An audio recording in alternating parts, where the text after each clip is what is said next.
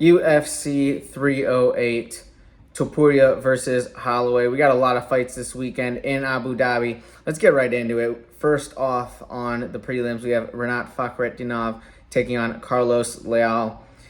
Leal is absolutely legit. He's making his UFC debut here, but he's got a bunch of experience in some of the other major organizations, PFL, Bellator, etc. I think he could give Rinat big problems if he can keep it standing. Obviously, Fakhretdinov is a really interesting fighter in this division. Tough matchup, but he's pretty one-dimensional. He's amazing at what he does, which is take you down and keep you down. But Leal is super hungry. He's in the prime of his career. I think he's super skilled, has a lot of power. And if Fakhretdinov has problems taking him down, I think he could gas out. And we could see Leal really turn it up late in the fight and possibly find a finish. We're taking Leal to win this one by round 3 KO. This guy has power.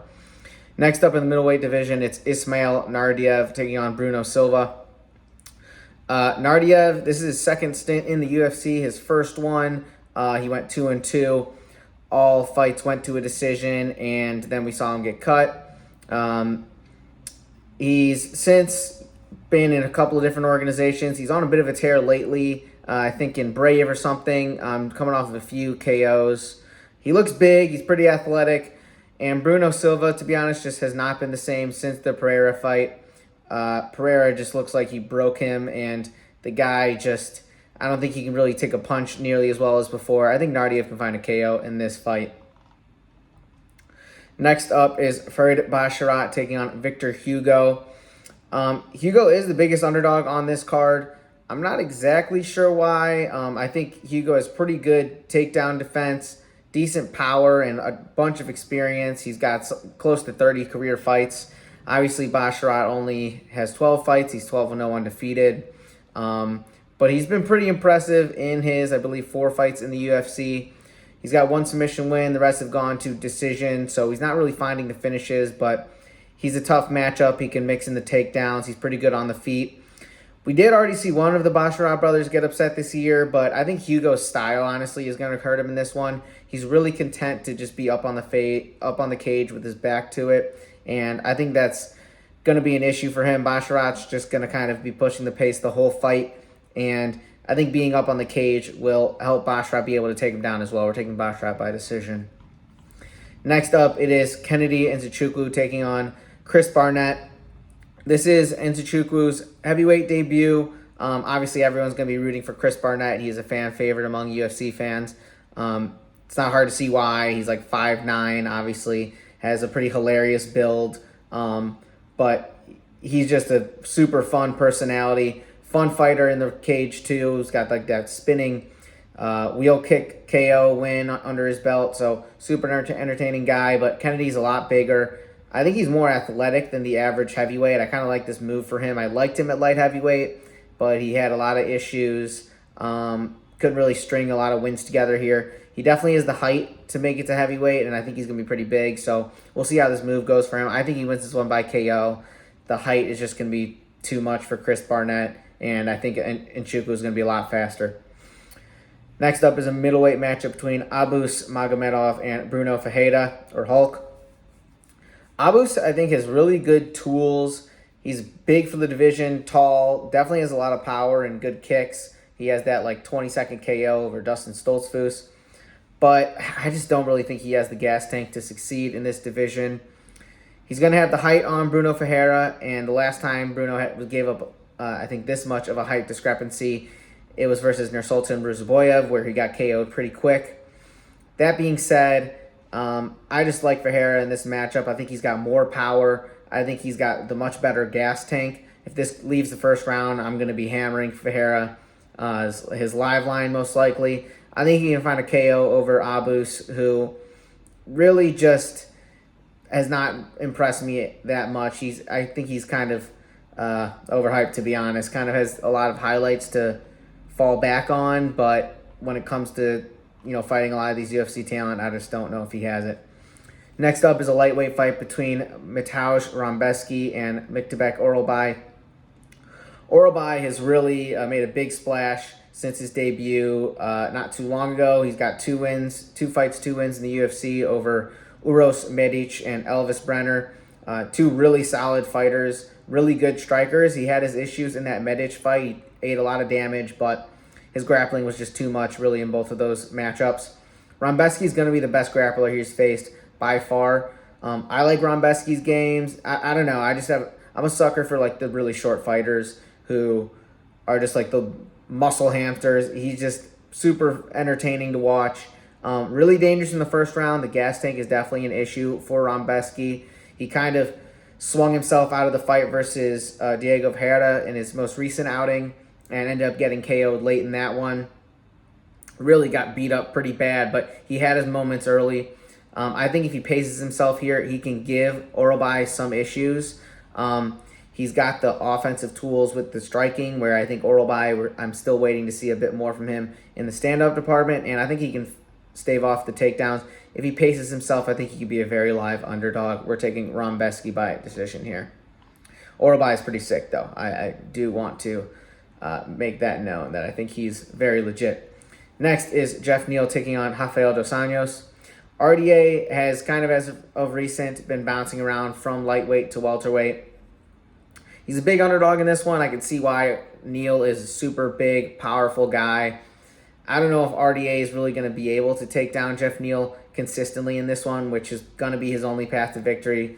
Neal's got really great striking. I mean, I don't think people give him enough credit for how hard of a fight Geoff Neal gave to, this is a terrible look, the Kazakhstani. What is my man's name? Am I going to have to start over the video? Well, Shavkat Rakhmonov, jeez. Pretend that didn't happen. I think he gave Shavkat a super tough fight. Had him hurt a few times. Obviously, Shavkat is now fighting for the title. We know how good he is. All that being said, I think Neal wins this one by KO. He's just going to be too big, too powerful for RDA. Next up in the light heavyweight division is Ibo Aslan taking on Rafael Cerqueira. Not a lot of footage on Cerqueira. He's making his UFC debut here. He's big, looks athletic. He throws a lot of kicks. He's got an insane spinning elbow KO on YouTube. That was really one of the only fights I was able to find of him. He's undefeated, 11-0. Ibo on the other side, not the slickest boxer, but he's got a lot of power. He's aggressive. He's going to move forward. I really like his style. He's looking for finishes every time. I think Rafael is going to struggle a bit with the forward pressure of Ibo Aslan. It's hard to throw those kicks when you're moving backwards, and I think Aslan is not going to allow Rafael to get comfortable. I think Aslan can find a KO here over Rafael Cerqueira. Next up, it is our first fight on the main card. It is Shara Magomedov taking on Armen Petrosyanv.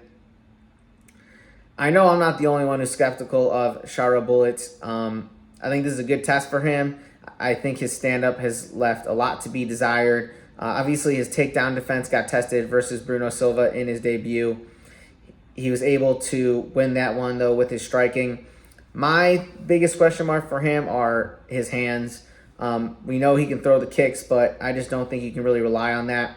His last fight was versus a pretty subpar fighter, I think. And I think versus a better boxer, we could see him have a lot of issues. Here comes Armen Petrosyanv, who I think has that sort of skill set to give Shara a lot of issues. He's going to be by far the most skilled striker that Shara has faced to date, certainly in the UFC. He's tough. He's got pretty good power.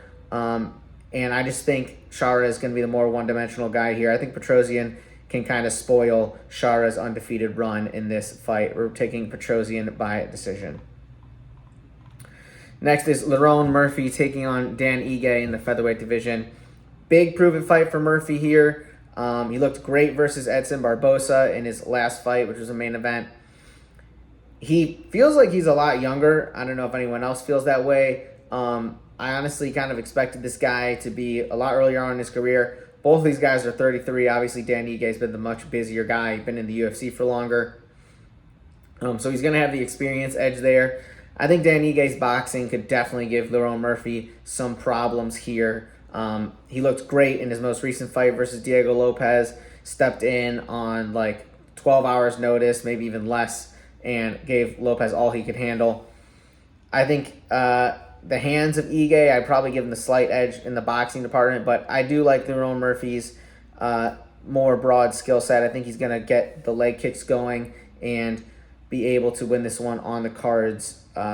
Really rely on the kicking and stay out of harm's way versus Dan Ige. Dan Ige is going to give him all he can handle, but I think Lerone will have just enough to edge him out on the cards. Next up is a light heavyweight matchup between Magomed Ankalaev and Alexander Rakic. Rakic is a fan favorite underdog in this card. I've seen, just on Twitter and whatnot. It's not hard to see why. He's big. He's a big, strong, athletic guy, very well-rounded. Obviously had a pretty strong performance versus Yuri Prochazka, but just couldn't survive the onslaught. Yuri just would not be denied that night. I like Rakic's game. It feels like injuries have kind of plagued him, but seems like he's healthy here. But it just felt like he was missing that extra gear versus Yuri Prochazka that you want to see out of a light heavyweight contender. And I think Ankalaev is a bit of a tougher matchup than Yuri. Way different styles, super hard, really no sense in comparing the two, but Ankalaev's got crazy power. I think his performance in that title bout versus Jan Blachowicz just really wrecked his reputation. People will call him boring, but really if you go and look at the tape and look at the highlight reels, this guy has KOs. He's got those splash victories. It's really that one stinker he put up versus Jan Blachowicz that I think has given him this kind of boring sort of label. Dude's got a lot of power. In his most recent fight versus Johnny Walker, he fought the whole fight in southpaw, ate a bunch of leg kicks where I think Rakic could try and make the leg kicks, implement that in his game plan. But he gave Johnny Walker the southpaw look the whole fight, and then when he switched to orthodox, he KO'd him with a minute. So that just tells me this guy knows how to make reads, super skilled striker. I think he wins this one by decision over Alexander Rakic. Our co-main event is a middleweight matchup between Robert Whittaker and Khamzat Chimaev. This fight feels like it's been in the works for a long time. Honestly, all I'm asking myself is what type of Khamzat are we going to see here? We know what we're going to get out of Robert Whittaker, but are we going to get, the Khamzat who's going to shoot a takedown within seconds, fake the glove touch? Are we going to get a guy who's going to be a little more patient, willing to stand? That guy who's got, crazy, that KO over Gerald Meerschaert, is he going to even mess around with Whittaker on the feet? I really don't know. I think the assumption would be he's going to go all out for the wrestling and sell out for the takedown early on, because the longer this fight goes on, that would benefit Robert Whittaker, but that's taking a huge risk, trying to submit a guy who does not get submitted very easily. Robert Whittaker obviously is super skilled, is going to have the experience edge here, and if he can keep it standing, there's no question that I think he's going to just separate himself from Khamzat the further on this fight this goes. Both these guys have KOs over Ikram Aliskerov, but the Khamzat that KO'd Aliskerov is not the same Khamzat that we're seeing today. He's just got a totally different vibe to him, I think. I don't know if it's for better or for worse or neither. We could, very easily just see the same guy we're used to in the cage. But, this fight, really tough one to call. Khamzat is the favorite on the books, but I just don't know if I agree with that.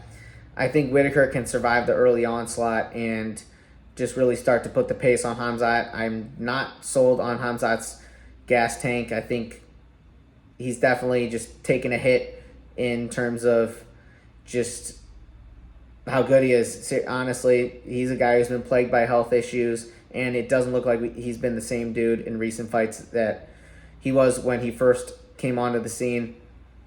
Really interested to see this one. I think Whittaker is going to make it out of the second round, and Chimaev's just going to be gassed, and Whittaker is going to put the pace on him and find a KO. So Whittaker, late round KO is going to be the pick. We'll say in the fourth round, but this one should be really interesting. And finally, we have our main event. It is Ilia Topuria taking on Max Holloway for the featherweight championship. Not only is the featherweight belt on the line, I think it's safe to say that the best boxer in the UFC title is on the line as well. Although these guys have two very different boxing styles.